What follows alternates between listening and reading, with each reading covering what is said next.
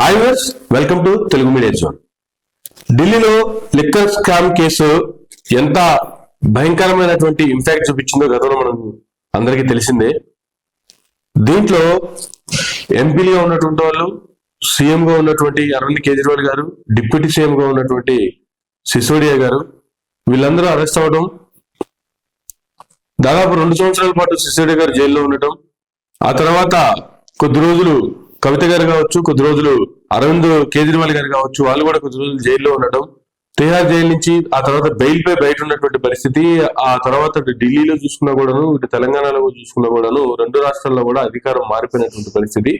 BJP అయితే ఢిల్లీ పీఠాన్ని కైవసం చేసుకున్నటువంటి పరిస్థితి చూసాము. కానీ తెలంగాణలో కాంగ్రెస్ అధికారానికి చేయబట్టుకునేలాగా ఈ ఢిల్లీ లిక్కర్ కేసు కూడా ఒక ప్రధాన భూమిక పోషించింది అంటే అతిశయోక్తి కాదనుకోవచ్చు. కానీ ఇప్పుడు దీనికి సంబంధించినటువంటి రౌస్ అవెన్యూ కోర్టు సిబిఐపై తీవ్ర ఆగ్రహం వ్యక్తం చేసింది. ఛార్జ్ షీట్ లో అనేక లోపాలు ఉన్నాయంటూ కేసును కొట్టివేయడం జరిగింది.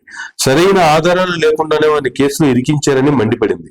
అరవింద్ కేజ్రీవాల్, మనీష్ సిసోడియా, కల్వకుంట్ల కవిత సహా 23 మందికి క్లీన్ చిట్ ఇచ్చింది. కాగా లిక్కర్ స్కామ్ కు సంబంధించి ఈడీ కేసు మాత్రం నడుస్తుంది. ఈడీ కేసు అయితే ఇంకా అలా లైఫ్ లాంగ్ అలా నడుస్తూనే ఉంటుందేమో మేబీ. ఎందుకంటే అది ఈడీ అనేది కూడా ఒక స్వతంత్ర ప్రతిపత్తి కలిగినటువంటి సంస్థ అయినప్పటికీ కూడాను, అన్ని స్వతంత్ర ప్రతిపత్తి గల సంస్థలన్నీ కూడాను కేంద్రం ఆధీనంలోకి వెళ్ళిపోయాయి అన్నట్టుగానే అవి చేస్తున్నటువంటి పనుల ద్వారా ప్రజలకు అర్థమవుతున్నటువంటి పరిస్థితి. మరి ఇప్పుడు ఈ విషయాన్ని ఢిల్లీ పెద్దలు ఏ విధంగా దీన్ని సమర్థించుకుంటారు? అధికారం అయిపోయింది, సీఎం గా ఉన్నటువంటి వ్యక్తిని మూడోసారి కూడా మరలా అధికారంలోకి రాబోతుంది ఆమ్ ఆద్మీ పార్టీ ఢిల్లీలో అనుకునేటువంటి పరిస్థితుల్లో మొదటిగా డిప్యూటీ సీఎం అరెస్ట్ చేయడం, ఆ తర్వాత సీఎం అరెస్ట్ చేయడం.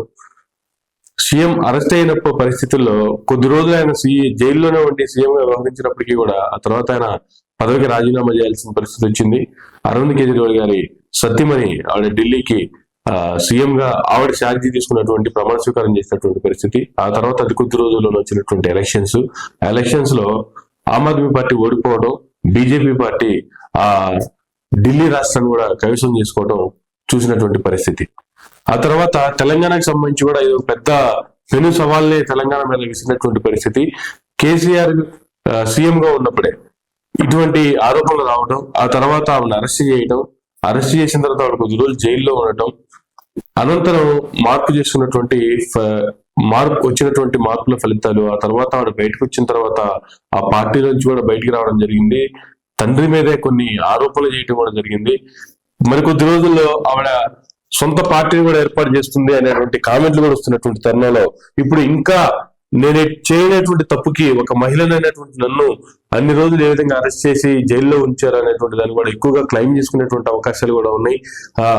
ఆ విధంగా ప్రజల యొక్క సింపతిని పొందే అవకాశాలు కూడా ఉన్నాయి. ఈ రకంగా ఇప్పుడు కొత్తగా పెట్టబడినటువంటి పార్టీకి ఇది ప్లస్ అనే చెప్పుకోవచ్చు. ఇన్ని రోజులు జైల్లో ఉన్నటువంటి ఒక మహిళ మీద ఈ రకమైనటువంటి కక్ష సాధింపు చర్యలు చేపట్టారు అనేటువంటి దాన్ని కూడా ఆవిడ బలంగా తీసుకెళ్లేటువంటి అవకాశాలు కూడా చాలా ఎక్కువగానే ఉండే అవకాశం ఉంది. దీనికి సంబంధించి ఇప్పటికే అరవింద్ కేజ్రీవాల్ గారు ఆయన స్పందించారు. చేయనటువంటి తప్పుకి కేవలం కక్ష సాధింపులే ధ్యేయంగా పెట్టుకున్నటువంటి కేంద్రంలో ఉన్నటువంటి పెద్దలు అమిత్ షా గారు కావచ్చు, మోడీ గారు కావచ్చు, ఏ విధంగా చేయనటువంటి తప్పుకి మమ్మల్ని బలి చేశారు, మా పార్టీని బలి చేశారు, మా రాష్ట్రంలో మరలా అధికారంలోకి రాకుండా మమ్మల్ని ఈ రకమైనటువంటి మానసిక వేదనకి గురి చేశారంటూ ఆయన మీడియా ముందు కన్నీటి పర్యంతమైనటువంటి పరిస్థితి కూడా, ఎమోషనల్ అయినటువంటి పరిస్థితిని కూడా చూసాము. మరి కొద్దిసేపట్లో ఇదే అంశానికి సంబంధించి కల్వకుంట్ల కవిత గారు కూడా మీడియా ముందుకు వచ్చే అవకాశాలు ఉన్నాయని చెప్పి ఇప్పటికే వచ్చినటువంటి సమాచారం. మరి ఆవిడ ఏ విధంగా స్పందిస్తుంది, ఏ విధంగా దీన్ని క్లెయిమ్ చేసుకునేటువంటి అవకాశం ఉంది, ఏ విధంగా దీన్ని ప్రజల్లోకి తీసుకెళ్లే అవకాశం ఉంది, బీజేపీని ఇప్పుడు వీళ్ళు ఏ విధంగా టార్గెట్ చేస్తారు అంటే, బీజేపీ చేస్తున్నటువంటి పనులు ఆయా రాష్ట్రాల్లో అధికారంలోకి రావాలి అంటే ఆ రాష్ట్రంలో ఉన్నటువంటి పార్టీల మీద కావచ్చు, అధికారంలో ఉన్నటువంటి నేతల మీద కావచ్చు అనేక ఆరోపణలు తీసుకురావాలి అనేటువంటిది బీజేపీ చేస్తున్నటువంటి స్ట్రాటజీలో భాగంగా ఇవన్నీ ఇప్పుడు బయటకు వస్తున్నాయి అనేటువంటిది విశ్లేషకులు చెప్తున్నటువంటి మాటలు. అయితే ఈ విధంగా నిజంగా కక్ష సాధింపు చర్యలకే బీజేపీ కేంద్రంలో ఉన్నటువంటి బీజేపీ పార్టీ కావచ్చు, బీజేపీ కేంద్ర పెద్దలు కావచ్చు, అధికారంలో ఉన్నటువంటి వారు ఇటువంటి వాటికే తెరవేశారా? నిజంగానే వీటికి ఇప్పుడు జరుగుతున్నటువంటి పరిస్థితులే దీనికి తార్కాణంగా కనిపిస్తూ ఉన్నాయా? అసలు ఈ పరిస్థితిని తీసుకురావాల్సినటువంటి అవసరం అధికారం కోసం ఇటువంటి ఆరోపణలు చేయడం కావచ్చు, లేదా వ్యక్తులు కొద్ది కాలం జైల్లో పెట్టడం కావచ్చు. బీజేపీ కంటే ముందున్నటువంటి కాంగ్రెస్ పార్టీ కూడా, అప్పట్లో కాంగ్రెస్ పార్టీ అధికారంలో ఉన్నప్పుడు వైఎస్ జగన్మోహన్ రెడ్డి మీద కూడా ఇటువంటి ఆరోపణలు చేసింది. మనీ లాండరింగ్ కి సంబంధించినటువంటి ఆరోపణలు చాలా చేసింది. ఆయన కంపెనీల్లోకి మనీ లాండరింగ్ ఏ విధంగా వచ్చింది, క్విడ్ ప్రోగో జరిగింది అనేటువంటి పేర్లు పెట్టి ఆ ఎంక్వైరీల మీద ఎంక్వైరీల పేరుతో చేసి ఆ తర్వాత జగన్మోహన్ రెడ్డిని అరెస్ట్ చేసి 16 నెలల జైల్లో ఉంచినటువంటి పరిస్థితి.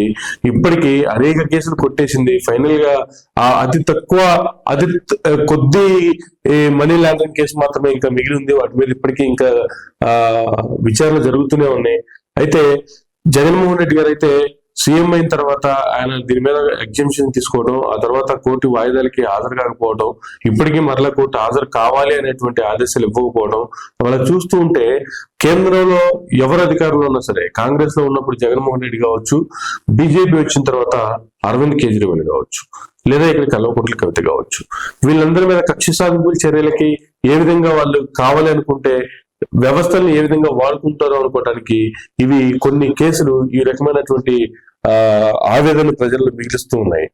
ఇప్పుడు ప్రస్తుతానికి చూసుకుంటే కూడా ఆంధ్రప్రదేశ్ రాష్ట్రంలో కూడా గతంలో అధికారంలో ఉన్నటువంటి వైఎస్ జగన్మోహన్ రెడ్డి మీద, అంటే ఇప్పుడు అందరూ కలిసే ఉన్నారు కాబట్టి కేంద్రంలో వాళ్ళు ఆ రకంగా చేస్తున్నప్పుడు రాష్ట్రంలో మేం చేస్తే పోయిందే ఉంది అన్నట్టు వీళ్ళు కూడా ఒక లిక్కర్ కేసుని తీసుకొచ్చారు.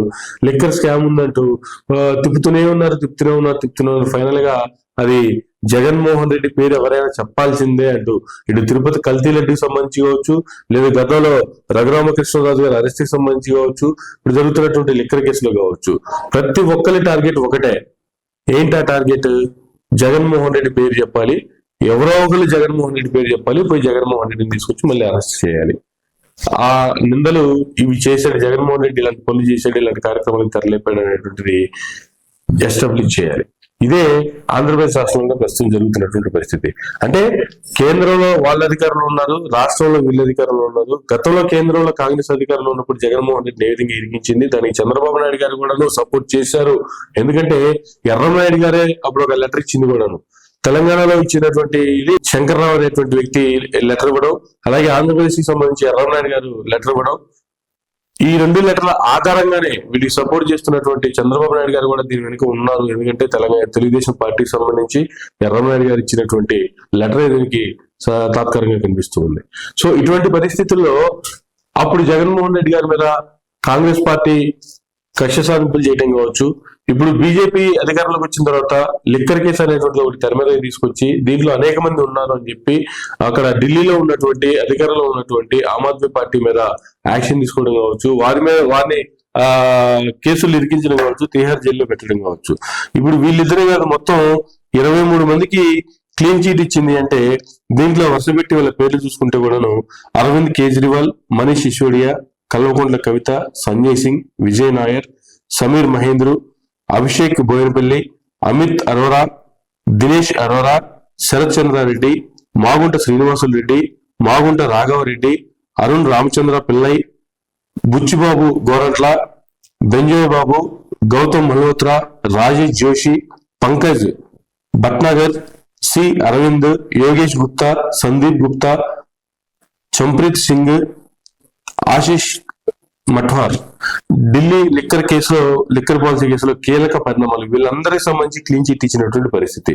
రౌండ్ రెవెన్యూ కోర్టు కీలక తీర్పు జారీ చేసింది. అరవింద్ కేజ్రీవాల్, మనీష్ సిసోడియాను కోర్టు డిశ్చార్జ్ చేసింది. లిక్కర్ పాలసీ అవినీతి కేసులో సరైన ఆధారాలు లేవంటూ వ్యాఖ్యలు చేసింది. సిబిఐ సరైన మెటీరియల్ లేకుండానే కేసులు ఇరికించిందని కోర్టు తీవ్ర వ్యాఖ్యలు చేసింది. భారీ ఛార్జ్ షీట్ లో అనేక లోపాలు ఉన్నాయని, వాటికి సాక్షులు లేదా స్టేట్మెంట్లు మద్దతు లేదని స్పష్టం చేసింది. సిసోడియాపై ప్రాథమికంగా కేసు ప్రైమాప్సీ కేసు కూడా నిలబడలేదని కోర్టు అభిప్రాయపడింది. కేజ్రీవాల్ ను సరైన ఆధారాలు లేకుండా ఇరిగించారని సాక్షాత్తు జడ్జి గారే వ్యాఖ్యానించడం. ఇటువంటి వ్యాఖ్యలు కోర్టులు చేసినప్పుడు, జడ్జి గారి స్వయం ఇలాంటి వ్యాఖ్యలు చేసినప్పుడు దీంట్లో నిజాలు లేవా? వేసినటువంటి ఛార్జ్ షీట్ లో అసలు ఆ ప్రైమాప్సీ కేసులో కూడా ఎటువంటి సాక్ష్యాలు లేవు, సాక్షుల్ని చేర్చే విధంగా కూడా ఎటువంటి ఆధారాలు లేవు అని ఈ కేసులు కొట్టివేసింది. అంటే ఏంటి అసలు ఢిల్లీలో జరుగుతున్నటువంటి పరిణామాలు ఏంటి? బీజేపీ ఏం చేసినా సరే ఒక్కొక్క రాష్ట్రాన్ని కైవసం చేసుకోవటమే వాళ్ళ అంతిమ ధ్యేయమా? దేశం మొత్తం బీజేపీ ఏలాలి అన్నదే వాళ్ళ గోల. దీంట్లో భాగంగానే ఇటువంటి కార్యక్రమాలు జరుగుతూ ఉన్నాయా, లేదు కోర్టు ఇటువంటి తీర్పులు చేయడానికి గల కారణాలేంటి? అన్ని రోజులు జైల్లో ఉండొచ్చినటువంటి వ్యక్తులు సీఎం పీఠాన్ని వదులుకోవాల్సినటువంటి పరిస్థితి, నెక్స్ట్ మరలా అధికారంలో ఓడిపోవాల్సినటువంటి పరిస్థితి, వీటన్నిటికీ పరిణామం వెనుక లిక్కర్ కేసు. లిక్కర్ కేసును దాన్ని తెర మీద తీసుకొచ్చి ఇంత చేసిందా అంటే అసలు ఆధారాలే లేవు దాంట్లో. జడ్జి గారు చేసినటువంటి ఆధారాలు లేకుండా ఇరికించారని చెప్పి డైరెక్ట్ గా జడ్జి గారే వ్యాఖ్యలు చేశారు అంటే ఈ కేసులో ఎటువంటి నిజం లేదు అనేటువంటిది తేలిపోయిందా? మరి ఈడీ కేసు నడుస్తుంది, ఇంకా వీటికి సంబంధించి మనీ లాండరింగ్ అవి అనుకుంటూ మరి ఆ ఈడీ కేసు ఇప్పట్లో తేలుతుందా తేలదా? ఒక పక్క జగన్మోహన్ రెడ్డి గారి కేసులు చూస్తూనే ఉన్నాము, సంవత్సరాలు పోతూనే ఉన్నాయి, కేసులు మాత్రం అలా ఉంటూనే ఉంటాయి. అలాగే మరి ఈడీ కేసు కూడా ఈ లిక్కర్ స్కామ్ సంబంధించి అలాగే ముందుకు జరుగుతూ ఉంటుందా చూద్దాం. మరి త్వరగా దీని మీద ఒక వివరణ ఈడీ కూడా ఇచ్చేటువంటి అవకాశాలు ఎంతవరకు ఉన్నాయి ఏందనేది కూడా చూద్దాము. సో ఇప్పటి వరకు ఉన్నటువంటి కీలక పరిణామాలు అయితే ఇవి లిక్కర్ కేసుకి సంబంధించి.